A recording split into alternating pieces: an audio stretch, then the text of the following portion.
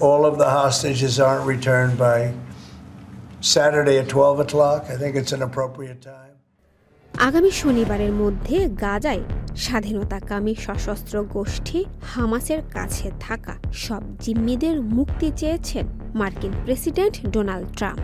রয়টার্সে প্রকাশিত একটি প্রতিবেদনে জানা যায় 11 ফেব্রুয়ারি মঙ্গলবার স্থানীয় সময় সোমবার সাংবাদিকদের সাথে আলোচনার সময় ট্রাম্প বলেন, আগামী শনিবার দুপুর 12টার মধ্যে যদি সব জিম্মিকে ফেরত না দেওয়া হয় তাহলে যুদ্ধবিরতি বাতিল করা উচিত। এই বিষয়ে ইসরায়েলের প্রধানমন্ত্রী বেঞ্জামিন নেতানিয়াহুর সঙ্গেও কথা বলার সম্ভাবনার কথা জানান তিনি। টেলিগ্রামে দেওয়া এক পোস্টে গত সোমবার হামাস জানায়, ইসরায়েলের বিরুদ্ধে যুদ্ধবিরতি চুক্তি লঙ্ঘনের অভিযোগ তুলে জিম্মিদের এখন মুক্তি দেবে না বলে অনির্দিষ্টকালের জন্য ঘোষণা দেন। ট্রাম্প হামাসের এই সিদ্ধান্তকে ভয়ানক বলে আখ্যাত করেন এবং যুদ্ধবিরতি বিষয়ে সিদ্ধান্ত নেওয়ার দায়িত্ব ইসরায়েলের হাতে ছেড়ে দিতে চান।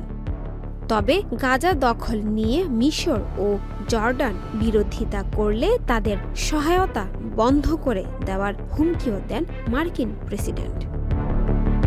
মিস্টার শৈলী, চ্যানেল আই অনলাইন।